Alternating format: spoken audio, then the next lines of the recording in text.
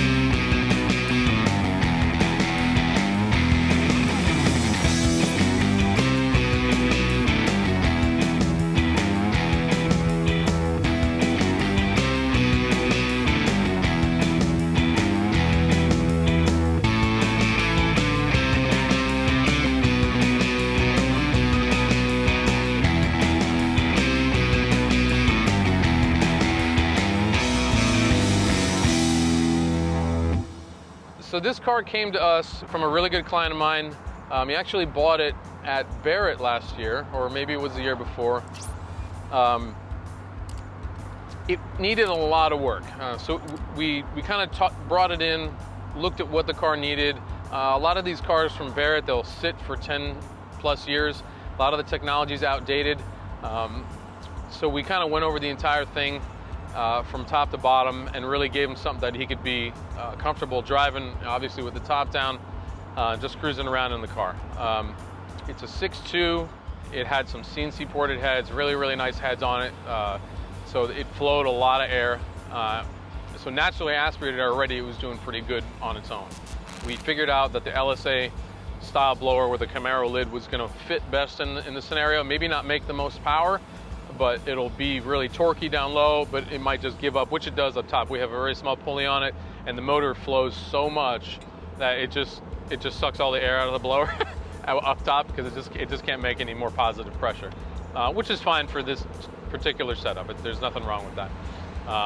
But had we put something else on it, like a Pro Charger or like a Magnuson that had a lot more oomph behind it, a lot more airflow, this thing would make probably 1,000 like no problem. Right now it makes about 700 to the wheels, and about 700 torque. So when you stand on it, it wants to go.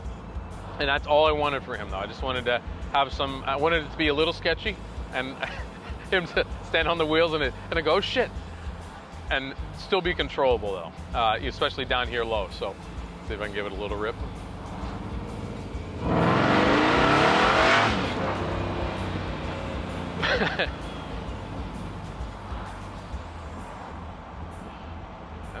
And I was just rolling into it.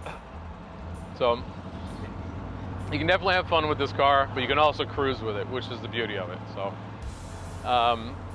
after we kind of figured out what we were doing with the engine, we started working on all the suspension stuff. All the bags were super old. It has an airlift system in it now. So it had an old, I even forget the name of it. Might have been AccuAir, like one of their first incarnations of the AccuAir in this car. So we put a 3P kit in it, all new bags because they were all rotted out. They're actually disintegrated. They wouldn't even hold air. All new fresh air system in the car. Now it actually rides properly. It has Fox shocks actually built into it, so they're all custom bag and shock assemblies. Once the air system was figured out, then we needed to actually make the car stop. So he's like, can you put some brakes in the car? And I'm like, of course. So there's Wilwood 6-piston in the front, Wilwood 4-piston in the rear. So the car actually stops now. It had these really emaciated brakes on it before, just like they're actually like a Ford kit type of brakes. Very small, barely stop the car. It's a very heavy car, so we got to make sure we stop it. The wheels were actually on this car when we got it. We didn't change them at all, but we did add TPMS sensors to them when we did the new dash, so we can actually monitor your tire pressure, and actually the air system is integrated into the aftermarket dash also, so we can see the air pressures in the dash, which we'll show you about later. So the body of this car is an original 55 body. Obviously it's been completely restored top to bottom, but the chassis is from Morrison, so it's an actual full chassis in the car, and we have tubular. We have a 4-link rear in the car. Really neat setup underneath the car. The outside of the car looks just as good underneath. So if If you ever go underneath the car, you look at it, you're like, holy shit, it looks really, really good. So top to bottom, front to back, everything looks like it should in this car. The color of the car is actually, it's a factory, it's called Salmon or some variant of that. It's a factory color, and when you look at the two-tone, it was a factory option at the time, but it's just a newer rendition of it anyway. So the interior of the car kind of matches the outside of the car. We had to do windows in the car. They were all old, they kept getting stuck. And then the radio had to be updated, needed a new modern radio in the car, so the radio's new. Fixed a lot of little tiny stuff, like when we first got it, the shifter was physically like flopping all over. You couldn't even get the thing in gear, whoever built it, so we had to go through there's a ton of little projects on the car, but everything works now, which is great. The plumbing, however, though, and the infrastructure to make it happen in this car is not very straightforward because there's no room in the front of this car. It's already got a massive radiator in the car. There's no room for anything, so we actually had to hide the heat exchanger underneath the trunk on the bottom near the exhaust with 2 fans pointing down. We have actually 2 water pumps pumping through to get the cooling system for the heat exchanger as cool as humanly possible. Right now we've been cruising around for about a half an hour. My IATs are only 104. So it's very efficient. The system works really, really good.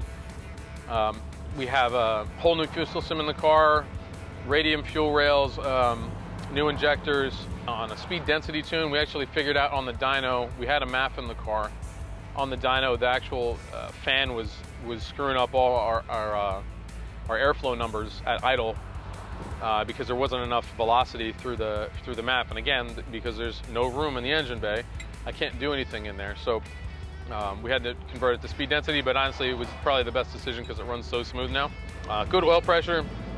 We redid all the wiring in the car for the charging system. The charging system was really weak. All the grounds were bad. All the charging portions were bad.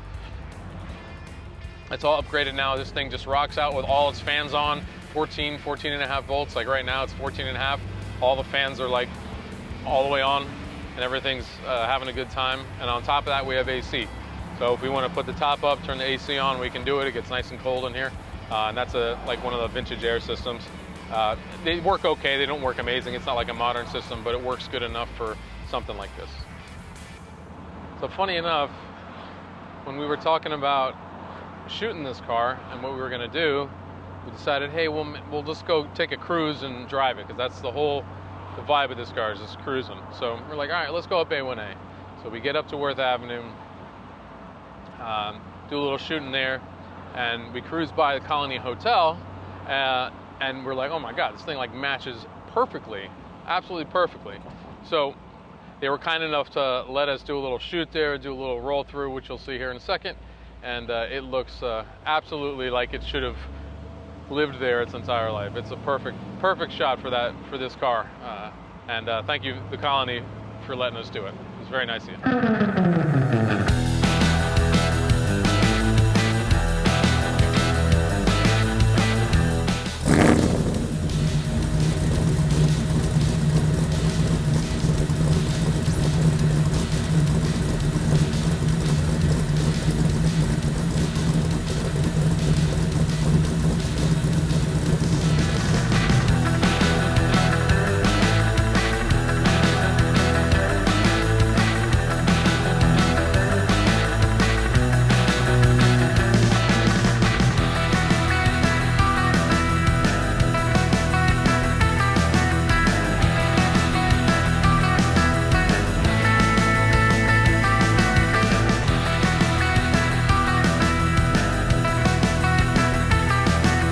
Alright guys, thanks for hanging out with me today, doing this nice beautiful drive down A1A. If there's anything you want to see, please leave it in the comments below so we can kind of talk about whatever you want to talk about. Or if you want to see something specific, let me know.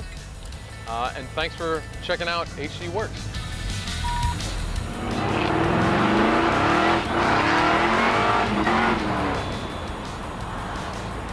It's still fun. Like for as big as it is, bro, like